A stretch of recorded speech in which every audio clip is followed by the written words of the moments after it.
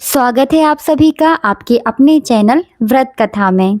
जय माता जी दोस्तों। नवरात्रि आ गई है और आज मैं आपको बताऊंगी नवरात्रि में कलश स्थापना कैसे करें, कौन कौन सी सामग्री लगेगी और इसका सही तरीका क्या है। वीडियो को अंत तक ज़रूर देखें ताकि कोई भी स्टेप विधि आपकी छूट ना जाए। सबसे पहले जानते हैं इसका महत्व। कलश स्थापना नवरात्रि पूजा पहला और सबसे अहम हिस्सा। कलश माँ दुर्गा का स्वरूप माना जाता है। इसे स्थापित करने से घर में शक्ति, समृद्धि और शुभता आती है। यानी कि जब हम कलश स्थापित करते हैं तो मानो माँ दुर्गा हमारे घर में विराजमान हो गई हैं। चलिए अब जान लेते हैं सामग्री। अब जानते हैं कि कलश स्थापना के लिए कौन कौन सी सामग्री आपको चाहिए।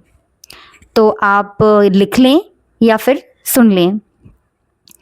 एक तांबे का या पीतल का कलश ले लें, गंगा जल ले लें, सुपारी, सिक्का और अक्षत यानी चावल, दूर्वा और अगर हो तो पंचामृत रत्न, 5 आम के पत्ते, एक नारियल, लाल कपड़ा और मोली, जौ और मिट्टी का पात्र, फूल, रोली और सिंदूर।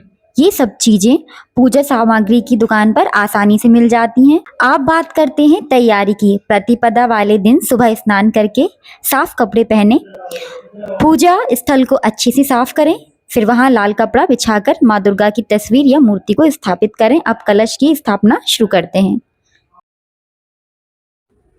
स्थन को साफ कर लें और जहाँ कलश स्थापित होनी है वहाँ पे हो सके तो गाय के गोबर से लेपन कर दें। फिर वहाँ पे पटली जो भी आपके पास हो वो रखें। फिर उस पर लाल कपड़ा बिछाकर माँ की दुर्गा या मूर्ति स्थापित करें। अब कलश स्थापना शुरू करते हैं। सबसे पहले मिट्टी के पात्र में साफ मिट्टी भरें और उसमें जौ बोएं। मिट्टी का पात्र ऐसा होना चाहिए थोड़ा सा घेर भी हो और आप जितना बड़ा लेना चाहते हैं उतना आपके अकॉर्डिंग आप ले लें। हल्का सा जल छिड़कें मिट्टी के ऊपर। ये जो 9 दिनों तक बढ़ते हैं और माँ दुर्गा की कृपा का प्रतीक माने जाते हैं। कहा जाता है कि जितने हरे और लंबे अंकुरित होंगे घर में उतनी ही अधिक समृद्धि होती है। तो आप समझ गए होंगे। एक मिट्टी का बर्तन लेना है, उसे अच्छा साफ करना है, उसमें आपको जौ बोने हैं। हल्का सा पानी का छिड़काव कर लें उस पर। का दूर्वा और अक्षत डालें। कलश के बाहर हल्दी रोली से स्वास्तिक का चिन्ह बनाएं और फिर कलावा यानी मूली कलश के गले में बांध दें। इस तरह कलश पूरी तरह तैयार हो गया। अब आम के पत्ते और नारियल कैसे रखना है ये भी जानते हैं। अब कलश के मुख पर 5 आम के पत्ते रख दीजिए। ये पांचों तत्व पृथ्वी, जल, अग्नि, वायु और आकाश का प्रतीक माने जाते हैं। उसके बाद नारियल को लाल कपड़े से लपेटकर मोली बांधें और कलश को आप ऊपर रख दें। ध्यान रहे कि नारियल का रेशा ऊपर की ओर होना चाहिए। अक्सर हम कई बार ऐसी गलतियां कर देते हैं, तो इसे आप ध्यान रखें। अब मंत्र और आवाहन। अब कलश को मिट्टी के पात्र यानी जौ के बीच स्थापित करें।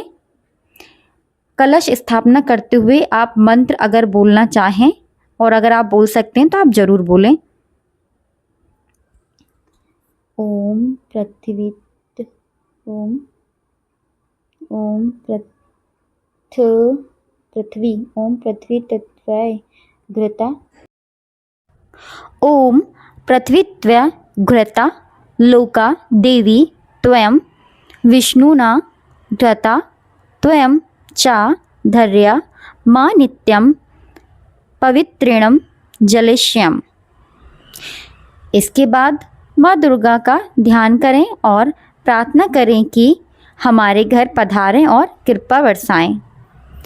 पूजन का समापन अब हम यहाँ कर लेते हैं। अब कलश के सामने दीपक जलाएं, फूल चढ़ाएं और माँ दुर्गा का आवाहन करें। यहीं से नवरात्रि की पूजा शुरू होती है। 9 दिन तक इस कलश और जौ की नियमित हम पूजा करते हैं। विजयदशमी के दिन कलश का विसर्जन कर देते हैं और जौ को पवित्र स्थान या नदी में प्रवाहित कर देते हैं। यह थी नवरात्रि कलश स्थापना की पूरी विधि। अगर आप इसे श्रद्धा और नियम से करेंगे तो निश्चित ही माँ दुर्गा आपके घर में सुख और समृद्धि लेकर आएंगी। वीडियो अच्छा लगा हो तो लाइक करें, शेयर करें एंड चैनल को सब्सक्राइब करें, बिल्कुल ना भूलें। जय माता जी। एक चीज़ और है जो मैं आपको बताना चाहती हूँ कि नव दुर्गा में, नव देवी पूजन में हम जब पूजा कर देते हैं उसके बाद हम कम से कम 10 मिनट का भजन करें। जो भी आपको नाम पसंद है आप वो लें और 10 मिनट का कीर्तन ज़रूर करें। इससे माँ प्रसन्न होकर आपको आशीर्वाद ज़रूर देंगी। जो आपकी इच्छाएं उसकी पूर्ति अवश्य होगी। हो सके तो आप गोपी पाठ भी कर सकते हैं।